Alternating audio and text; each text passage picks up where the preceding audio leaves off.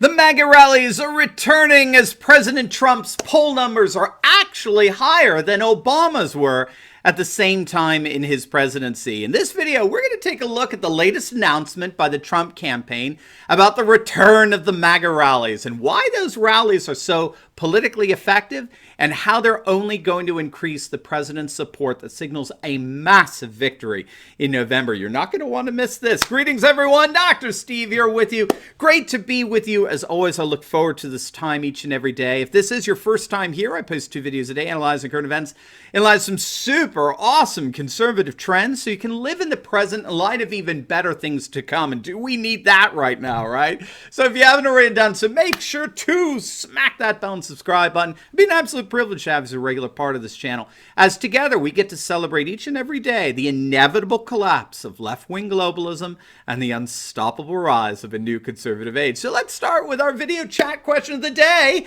Do you plan on attending a Trump rally in your area? Let us know in the comment section below. This is obviously for our American audience here. Do you plan on attending a Trump rally in the next few months in your area? Because as of just today, it's been announced that they are coming to an arena near you. And this is going to be such a blow to poor Joe. Poor Joe. He can't scrape together more than a dozen people to show up at his rallies. So you almost feel sorry for the guy. But before we dive right in here, let's give a huge shout out to the sponsor of this video. And that is the makers of the beautiful Fighter Flare flashlight. Now, one of the best things that you can invest in for your protection when the lights go out is this 6-in-1 beauty, which comes with a 3,000 mAh solar powered recharging battery. It's equipped with a high and low beam light that you can see from miles away. It has an emergency strobe light, a compass, a wire, a rope cutter, emergency glass breaker hammer, and a high-powered military-grade magnet. How do you like them apples? And it's absolutely amazing. And best of all, as a Turley talker, you get 25% off the new 2020 model before they sell out. But supply is limited, so don't wait. Click on the link below. Get your super awesome Fighter Flare flashlight today. All right, gang, let's dive in. Here's some great news. President Trump's campaign team has indeed announced the official return of his awesome Make America Great Again rallies, or Keep America Great rallies, right, throughout the country. Politico is reporting that the rallies are planned to restart in the next 2 weeks in a major turning point for President Trump. Now, what's so amazing here is that the leftist liberal Marxists in the Democratic Party have once again failed to see how their wokeness always seems to end up benefiting Trump.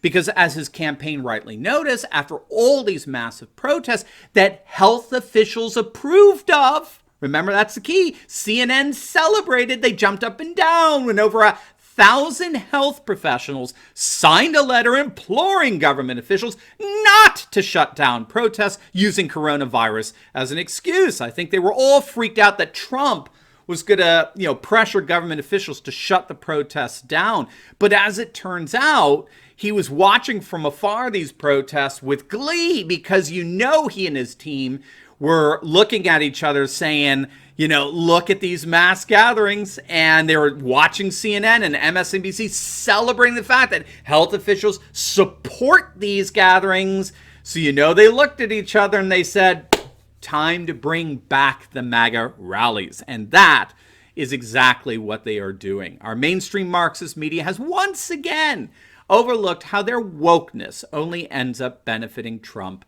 in the end. Now, in terms of safety precautions, they're still under review.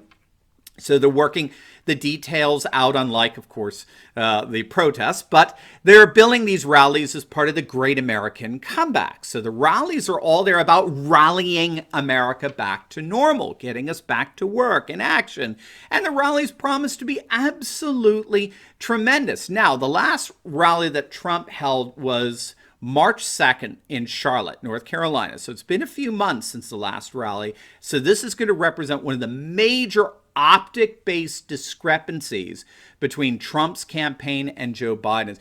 Joe Biden can barely get 12 people to show up at his mumbling rallies, right? Biden is lucky if 1,000 people are tuning into his live streams on YouTube. Trump can get tens of millions to watch him in a live stream. He can get tens of thousands at his rallies, and Biden's just going to stand there spitting up in front of barely 20 people, half of whom would be members of his staff who have nothing better to do than to stand around and listen to him stutter and mutter. Now they don't have to bail out rioters anymore.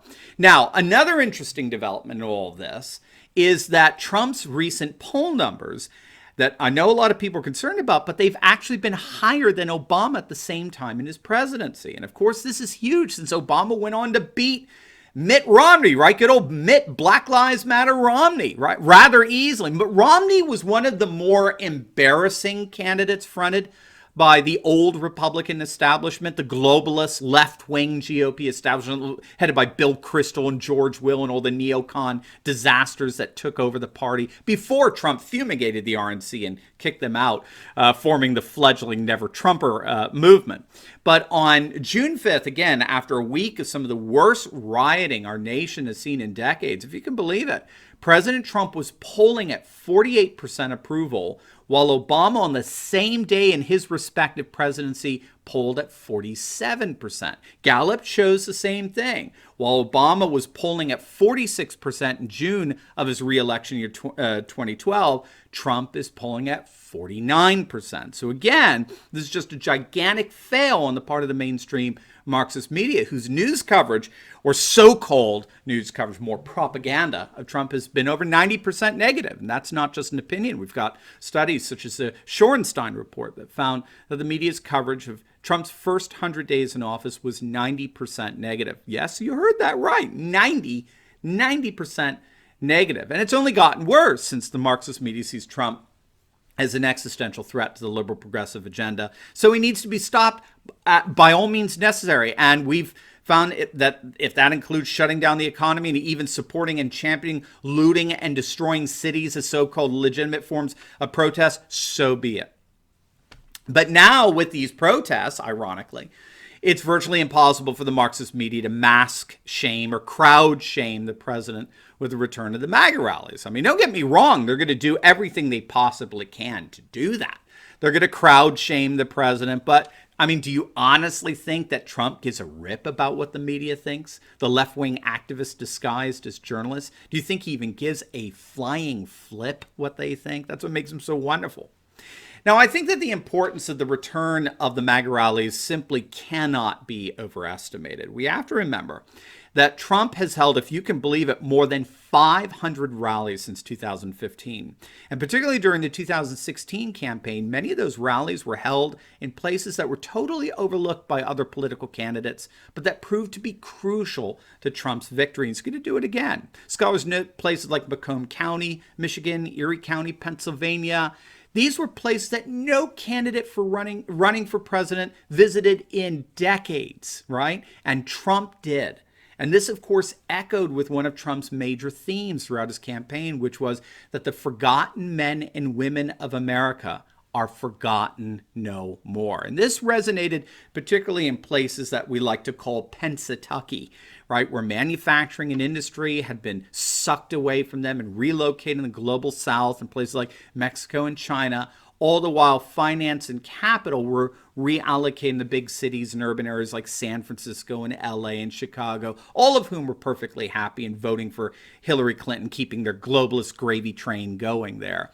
And while many in the corporatist globalist media dismiss these rallies with their silly little so-called fact checks, I mean, think about that. Right? Fact checks used by a Marxist media that pushed a Russian collusion hoax for 3 years. But many in the mainstream media, they just dismiss these rallies as irrelevant. But there are a number of scholars who are taking them quite seriously because they recognize the efficacy of such rallies in maximizing the president's power and prestige. Sociologists who study Trump rallies, they've concluded that the rallies are what we might call an affect factory, which refers to the ways in which crowds are stirred up and pumped up and entertained. So this is something that the corporate globalist media so often misses, intentionally, I'm sure, in their echo chamber critiques of Trump rallies.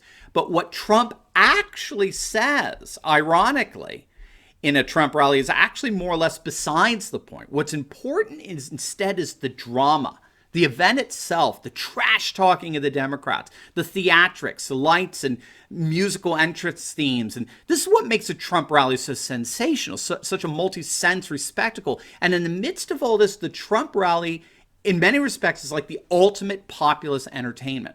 And this, of course, is because the audience is central to the performance. Their enthusiasm, their emphatic booing every time Trump brings up the fake news media, their mass cheers, their jeers of disapproval, they all link harmoniously and perfectly with the subject matter of what Trump's talking about.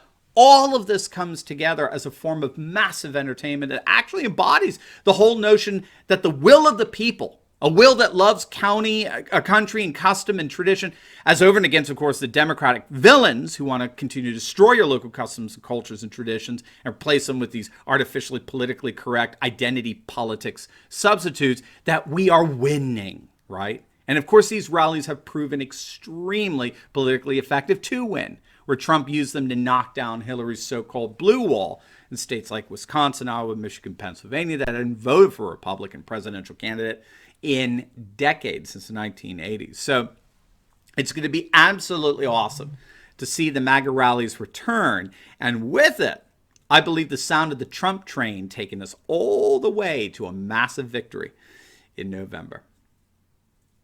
Now, before you go, you will definitely want to check out my latest video just uploaded on the most pathetic, cringeworthy pandering stunt pulled by the Democrats that's become the object of mockery and ridicule throughout social media. You're going to absolutely love it. So make sure to click on the link, and I will see you over there. God bless.